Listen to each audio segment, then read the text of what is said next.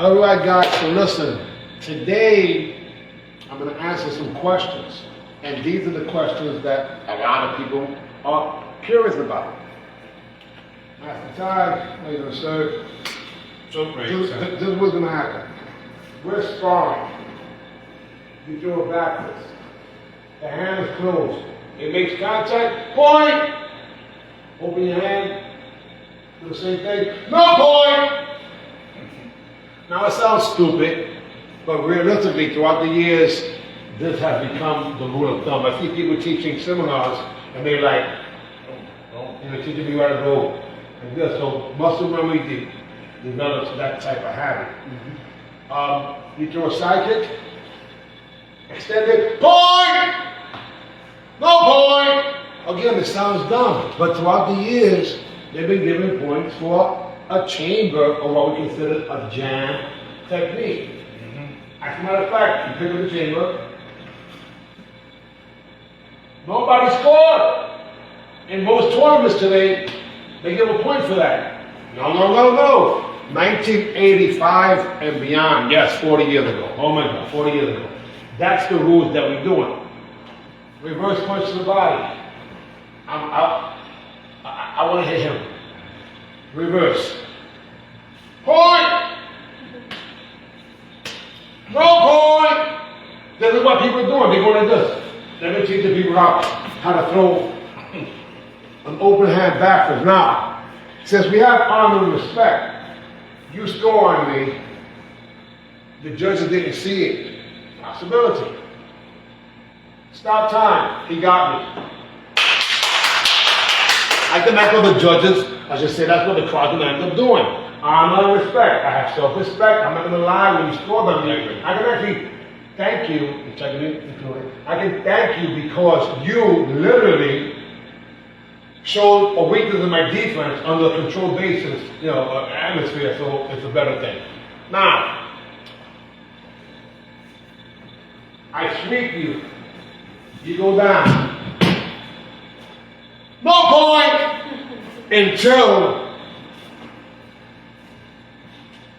no point in the arm. Chest, point. Face control, point. No stomp to the head. We're not going to eliminate the stomp to the head. With a kick to the body? Absolutely. So the sweep will a follow-up. Yes, if you throw the kick and control it here, absolutely. The whole idea, guys, is that we know that we are dangerous, or at least should be dangerous.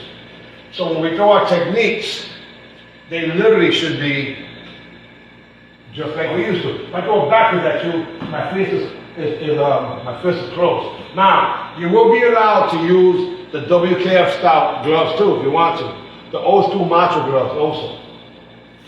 And even the modern day gloves.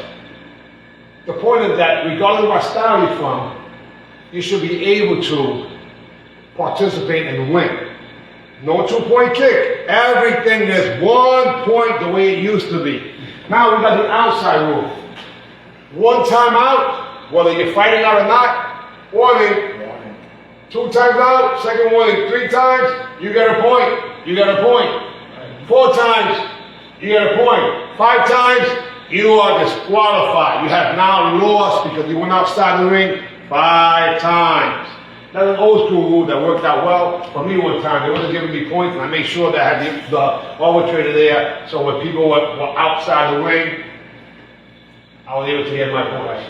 Now, can you do a cartwheel kick? Yes. Scissor takedown. With a follow-up, all those things that you do in Kung Fu and other styles that, see, tournaments used to be a smorgasbord of different styles. So if you saw a Kung Fu guy, we don't know what they're going to do. They have their own little version. Right. They might have their own little flow. They would drag you, sweep you, and they hit you. Ooh, man. Yes, the sweep's not a point. Follow up, point. But everything, how many points? 1 point. This is a throwback to the 1980s. Now, at this particular event, groin kicks, no target. However, Region 6, Texas, Region 7, Chicago, Region 2. So wherever there were groin kicks on the karate illustrated regions, we still allow them. Because the Kempo stylists were big on the groin kicks. Now, we're going to be showing you guys videos in the members only section, I should say, in a private group that we have for HuMan.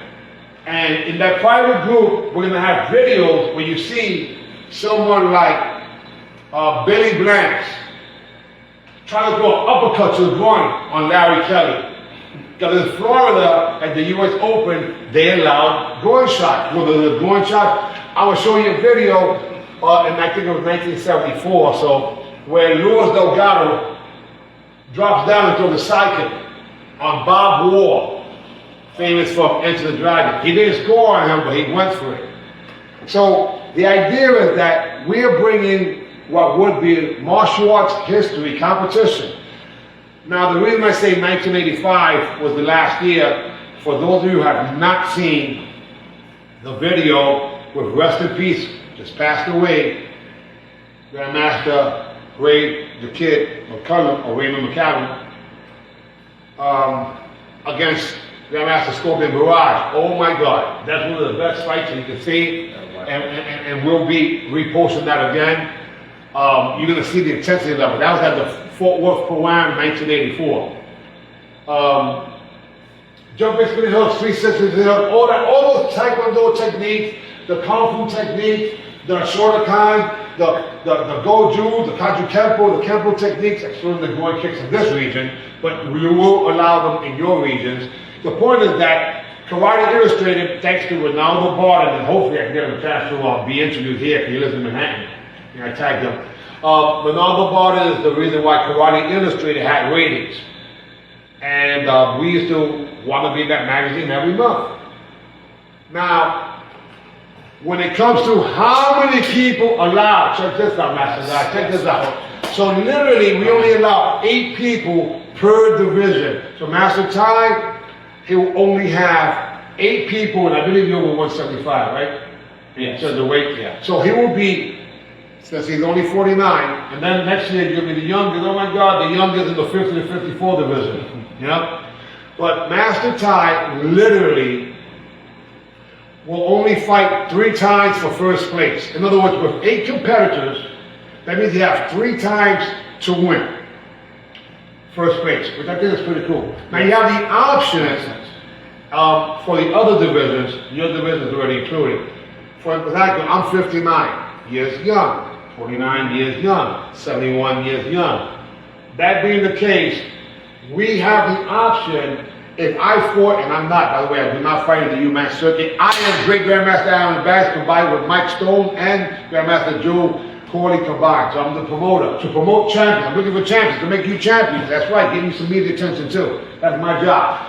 So the way it works is the 50 to 54 and the 55 to 59. If they win, whoever wins those divisions, they get a chance to fight against each other to become the 50 champion. The 50 champion. Same thing with the 60, same thing with the 70, and I hope and pray we'll be able to do that with the 80. If not, 20 years from now, we know that Senpai will be 91 and be the youngest, one of the youngest people in his division. You know. So that's the idea, guys. The idea is that if you've never competed in your entire life and you wanted to do martial arts and you wouldn't mind being a champion and you thought, it's too late, I am retired. Well, that means you got time to train. Yeah. Now, we will be sharing how to train from home. How to train from home, because I haven't been in shape many years. I mean, I have a different shape, and it's kind of like a fig. No, it's not a 6-pack. It's not a keg right now, because it went down a little, but still. I haven't been in the best shape of my life, but I'll show you how I've been training from my bed, sofa, and sitting on a chair. Sparring, if him and I were sparring now, let's make believe we're sparring. No touching. No, real sparring. So you can see what would be a technique or not. But if I'm alone and I visualize somebody and I'm actually sparring with them, you do that for 30 seconds, you need some oxygen. Oh yeah. Take a 15-second break. So we'll be sharing these so-called secrets to training. Now if you do spar, I suggest you do this. Slow-mo sparring. in slow motion sparring, you actually get a chance to what would be score or not without hurting each other. You still working on the motor skills, still bringing your heart rate up, but you don't hurt yourself. Yes. This is not about hurting ourselves. The Russians, when they wrestle, they go about 75%. 75, 80. If you look at the boxers from Cuba, it looks like they're playing. For the purpose of working on your motor skills or jeopardizing injury, one thing I can tell you that, as an example, right in that corner, Master Ty picked up his leg. I jammed him so he never got a knee out, but it still was enough to brush off. It's only been 5 weeks and I'm still hurt. As an example. So if our body's not used to getting hit, it can be interesting. Now, headgear, optional. What? Yes, optional. I competed in the tournament, they put the headgear on me and that was a distraction. And people say, well, you gotta wear headgear in the tournaments. No, you don't. Because the traditional guys have never worn the headgear. I've never seen them with headgear. Wow. So that is an option. Continuous contact is not full contact. It's similar to what we just did, where you're boxing and kicking, You don't stop. and you don't stop. It's called non-stop. Until they say, yeah. Yeah. No, if you went outside the ring. And we don't say yami ever. Okay. That's a Japanese word that when the Korean, let me explain this yami thing. Come over here. When my son was competing in the tournament and Master Mo happened to be in the middle, 1988, he kept saying, according to my son, he keeps saying yami, yummy. What's yummy? It's America, we speak English. Don't give me this Japanese crap or Korean stuff. Please stop. English. It'll be stop, it'll be point, it won't be, no, listen, keep that Japanese book home, or Korean book, because the fact of the matter is that your guys don't even speak Japanese. Try that crap over at the sushi bar, they laugh at you. You know? On a serious note, when I went to the Golden Dragon Cup, the best tournament I've ever been to in my entire life, 1993, in Rimini, in Italy.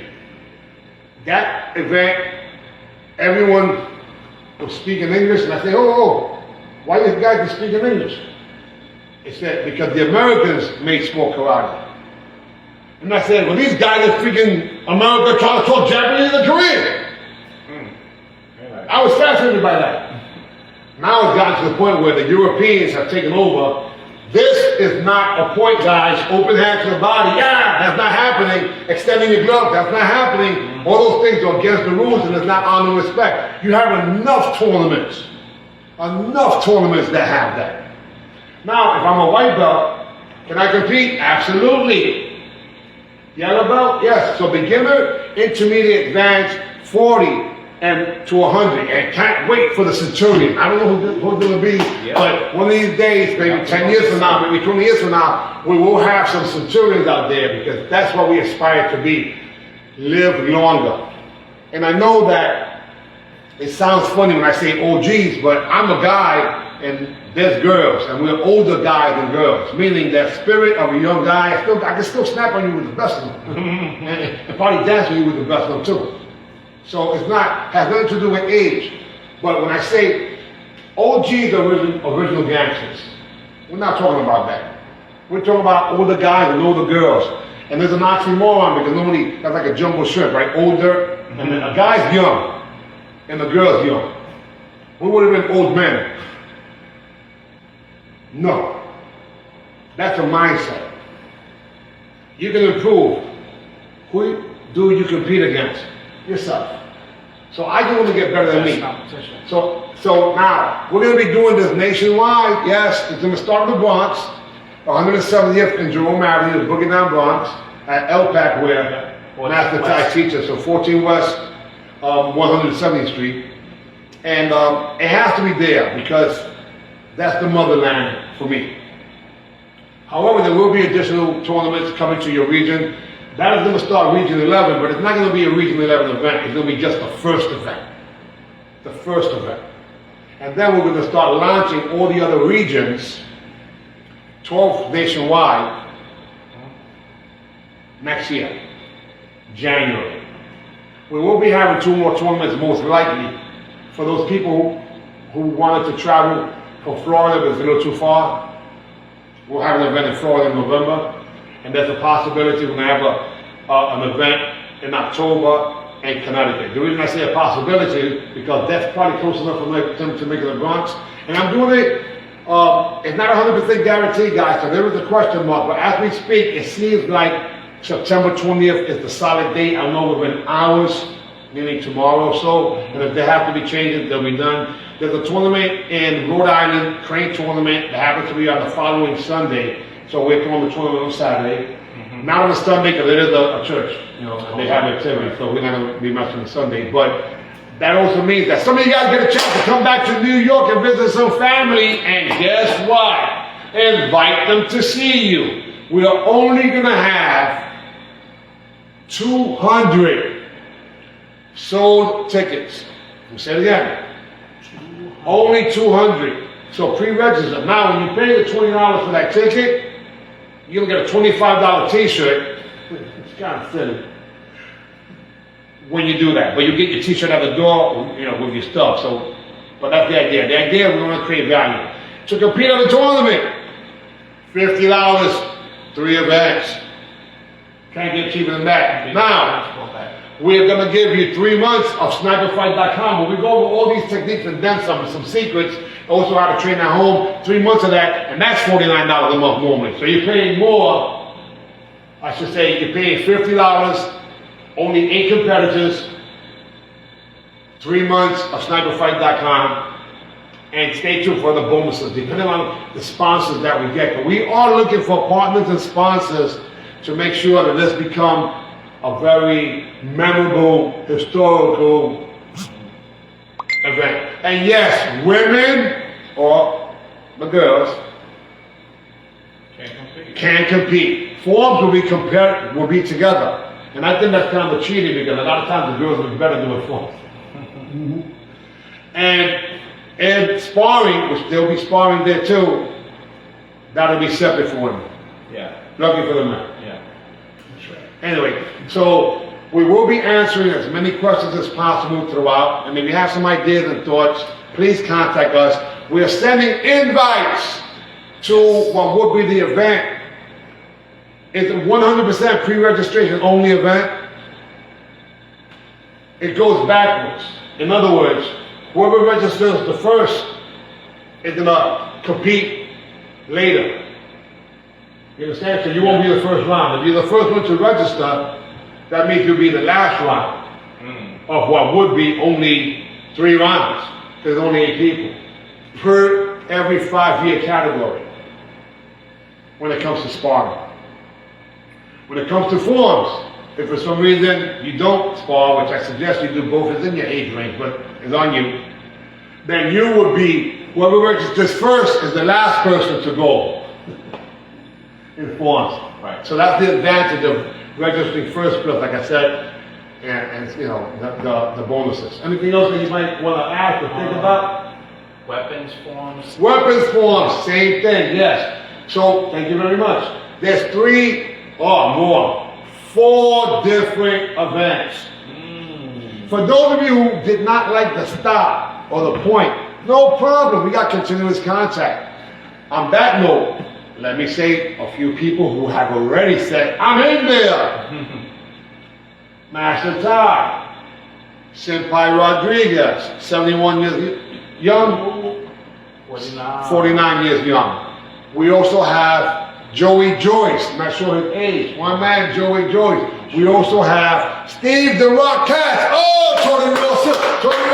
But he's doing continuous contact because we have point and continuous. He's doing continuous contact. Guys, he's in shape. He is in shape. I believe he's 64, but my gosh. Yeah. I spoke to Master Jody. Oh, what you said, sir? Master Jody, I spoke to. Okay, you have a few people that we're talking to, a lot of people. Master Bruce. Awesome.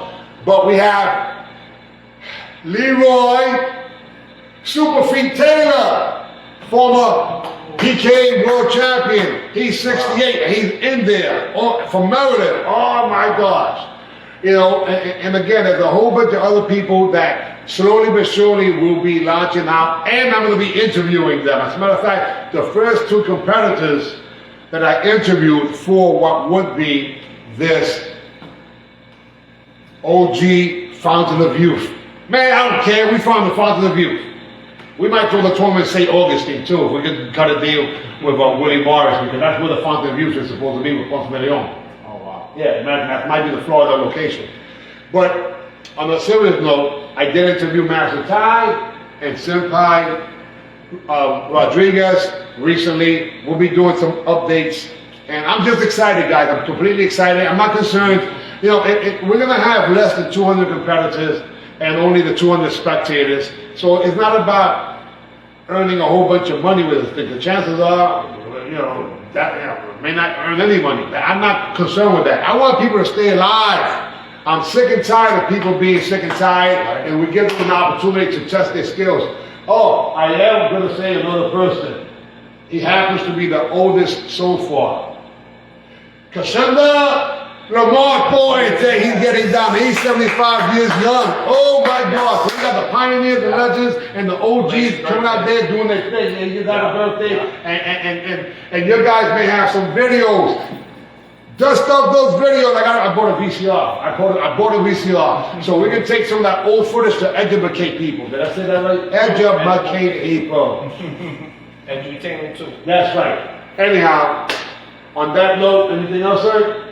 Just the AB. See ya. We out of here. Thank you very much. Man, no more pictures, man. Leave it alone. All right. Thank you.